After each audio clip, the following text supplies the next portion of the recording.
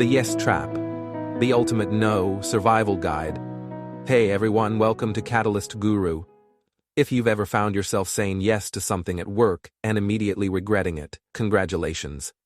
You've unlocked the bonus level of professional awkwardness.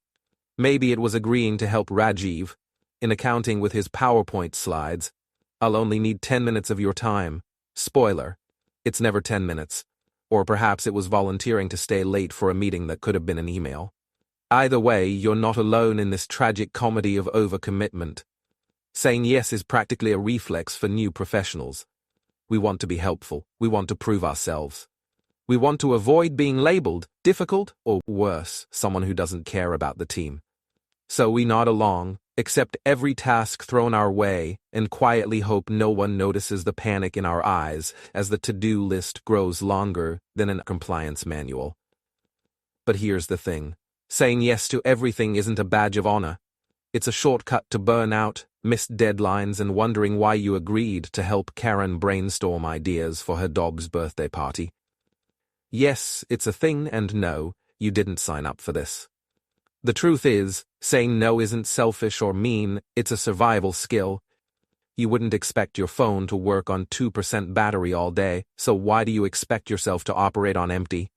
Saying no isn't about rejecting people. It's about setting boundaries so you can focus on what matters most, like doing your actual job and maybe having a life outside of it.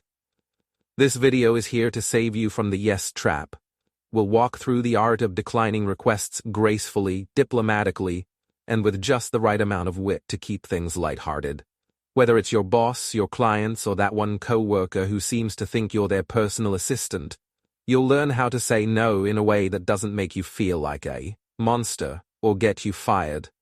We'll also dive into the psychological reasons why saying no feels so hard. Spoiler alert, it's not your fault. Blame social conditioning, guilt, and the deeply ingrained fear of looking bad.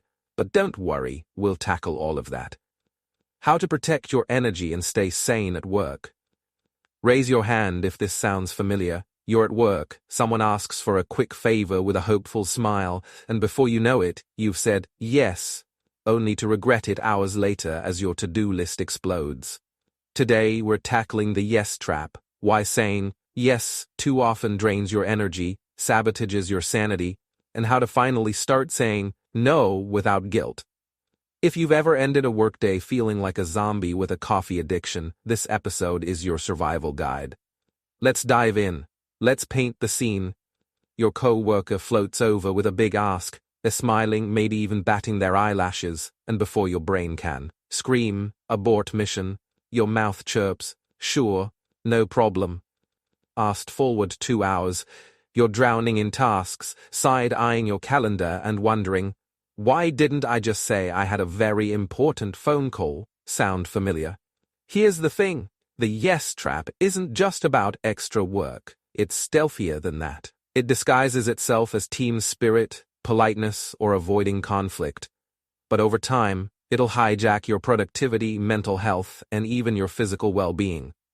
Think of your energy like a pie chart. Every yes you dish out takes a slice. Say yes too much? Suddenly there's no pie left for your actual job or your sanity. And trust me, nobody thrives when they're pie-less. Let's dig into why we keep saying yes when everything inside us is screaming no. Spoiler alert, it's not just about being nice. This trap has roots in psychology, workplace culture, and even biology. Reason 1. Fear of disapproval. Imagine this, you say no to your manager's last-minute request.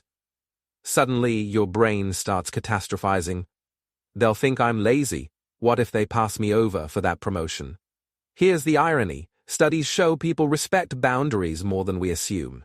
A Harvard Business Review survey found that leaders actually perceive employees who set limits as more confident and competent. But our primal brain, the part wired for tribal survival, still fears rejection. Reason 2. Desire to please. We're socialized to be helpers. From childhood, we're praised for sharing toys, for saying, yes ma'am, for being easygoing. That carries into adulthood. But there's a dark side. When your worth is tied to how much you do for others, you become a martyr, not a most value person. I once coached a client, let's call her Maya, who said yes to every request to prove she deserved her leadership role. By month 6, she was diagnosed with chronic stress. Her doctor's advice: prescribe yourself a no. Reason 3. FOMO, fear of missing out. This isn't just about Instagram envy. At work, FOMO whispers, if I say no, someone else will take credit. What if this project is my big break? But here's the truth. Scarcity mindset lies. Opportunities aren't scarce. Your energy is. Saying no to the wrong things creates space for the right ones. Reason 4. Default mode. Ever mindlessly scroll TikTok for hours. That's autopilot. Similarly, yes becomes a reflex if you never practice pausing. Neuroscientists call this the habit loop. Trigger, request. Routine, yes. Reward, avoiding awkwardness. To break it, you need a new routine.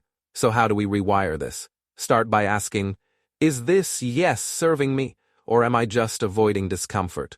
Awareness is your first shield against the trap.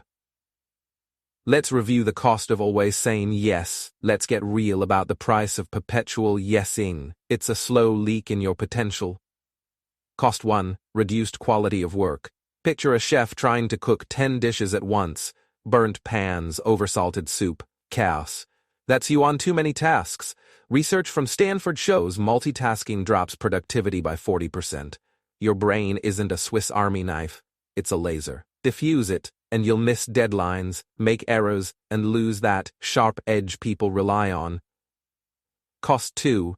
Stress and burnout. Your body keeps score. Cortisol, the stress hormone, spikes when you're overcommitted. Over time, this leads to fatigue, brain fog, even weakened immunity. I talked to a nurse who said yes to extra shifts for months. She ended up with shingles from exhaustion. Her takeaway: you can't pour from an empty cup, and hospitals don't give trophies for self-destruction. Cost 3. Loss of respect. This one stings. When you're always available, people subconsciously devalue your time. Think about it. If a designer charges $500 an hour, clients don't ask for quick fixes, but if they're free, suddenly everyone's a critic. A CEO once told me, I promote people who guard their time like it's gold. It signals they know their worth. Cost 4. Eroded identity. This is the silent killer. When you're constantly serving others' agendas, you lose touch with your own goals. One listener, James, shared, after years of yesing, I realized I'd become a background character in my own career. Your dreams deserve center stage. Every yes to someone else's priority is a no to yours.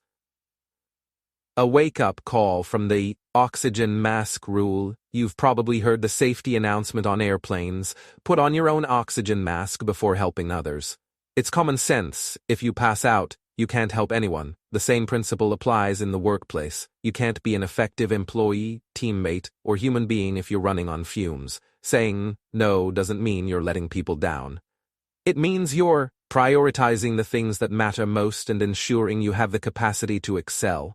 If you're feeling overwhelmed, it's time to start thinking of no as an investment in yourself. So let's recap. The yes trap drains your energy, but you've got the tools to escape.